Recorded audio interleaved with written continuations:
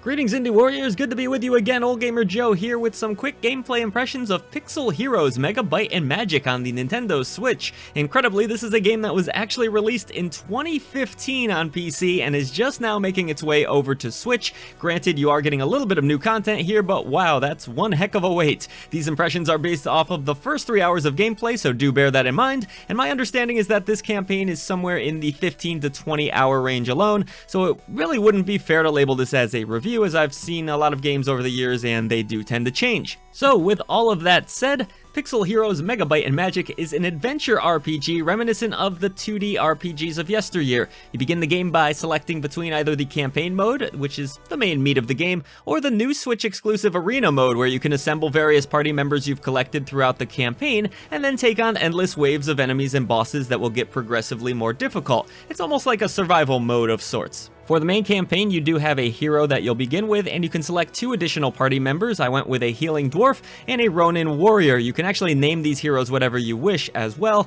But anyways, after you've decided on a party, you'll head out into town where you can interact with different townsfolk, visit a casino and a blacksmith where you can get upgradable weapons eventually and such, and then eventually you'll collect a quest for your party to partake in. Movement around town does feel a little bit strange at first as you use the right stick to move your characters. There's a lot of automated moments in this game as well as your questing, so it's a bit strange. You actually have to use the left stick to go through some of the different menu options. You can definitely tell this was a game that was designed around PC mouse keyboard controls, but they've made it work. Now if you prefer, you can also use the ZL and ZR buttons, but I personally preferred the stick. You'll also have a menu that you're going to be seeing a lot of in this game, which will show all of the loot that you've collected in your backpack along the way. This is where you can equip your characters. You can also level them up as you gain more experience. Your backpack can only hold a set amount of items, so as you're questing, you might have to make some tough decisions on which items you're going to drop because you can't continue your quest if your backpack is full. I guess it's too heavy. I did find these menus a little bit cumbersome and clunky, to be honest with you. It can be kind of tough to tell what equipment is better for which character,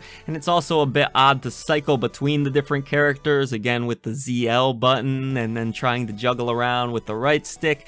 Just not quite as intuitive here. It works effectively enough, but it's not great. Anyways, once you have that quest, you're automatically walking towards the dungeon, and on the way you might run into a lot of strange happenings. You could see a carrot in the ground and you have to decide whether your party wants to eat it or not. It could be poisonous or it could be rewarding and give you experience even. You might see a treasure that could be a trap, that kind of thing. You might even run into some villagers or travelers that are just lost along the path, but they could be lying to you entirely. So I like these moral choices. It's a risk-reward system that's a lot of fun. Once you're inside a dungeon, you'll have to go floor by floor, taking out enemies along the way, or perhaps avoiding traps as well. And this is where you're really introduced to the combat system, which is a turn-based system that is pretty simple to understand. You can actually order your party in a variety of different ways, and you can choose which character you want to attack first, but once they've made an action, they might have to sit out for a turn or two. Battles will play out something like this. You'll attack the enemy will hit you back, kind of like a Final Fantasy deal or any of those older RPGs too. Because there is quite a bit of weapon variety in the game, you might want to have your most powerful character up front so they can absorb a lot of the damage. You can have an archer in the middle like I did who can strike enemies in the back, and then I had my healer all the way in the back who would do a little bit of cleanup work and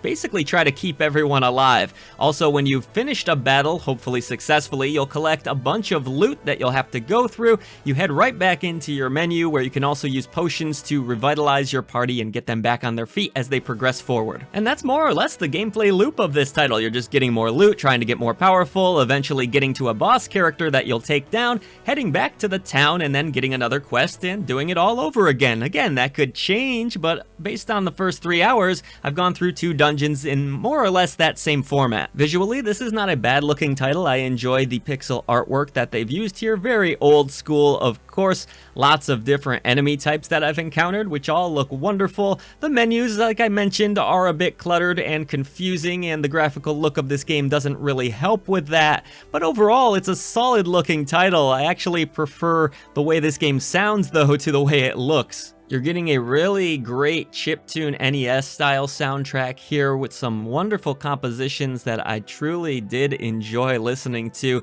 There's plenty of heroic anthems, battle themes, and wonderful peaceful village themes to go along with those. And yeah, it just goes to show a lot of these older games can still really hold up, even though this is a title from 2015, because it utilized that old school pixel art graphical style. It still feels relevant today. I have really enjoyed my time with Pixel Heroes Mega Byte and Magic so far. I can't wait to go through more dungeons and get stronger, which makes this a wonderful fit for the Nintendo Switch. I did test out the handheld mode and I didn't really have any issues there outside of the smaller screen, which I'm never a big fan of, but for those of you that do enjoy playing handheld games, I think this is a wonderful addition to the Nintendo Switch library, a game that you can easily pull out on your work break or something like that and mess around with. Your progress is pretty constantly saved, so you don't have to worry about losing any progress or having to find save points. I'm looking forward to hearing what you think of this game in the comments below, but as always, thank you so much for supporting indie developers, publishers, and I Dream of Indie, and I'll see you in the next video. Thank you so much for watching the latest video from I Dream of Indie. We would now like to take a moment to pay tribute to our great indie warriors who support us through channel memberships. Mitchell Hall, Bunny, Kevilo, Bill T, Christian Cruz, Chris Jackson, Nathan Moore, Peach, Adriana Amato, CJR, PSC, C Coil, Skeptism, Jen Rose, Jesse, CPM, Julian Kolbus, JRS the 8th, Raylin, and Marky Mint.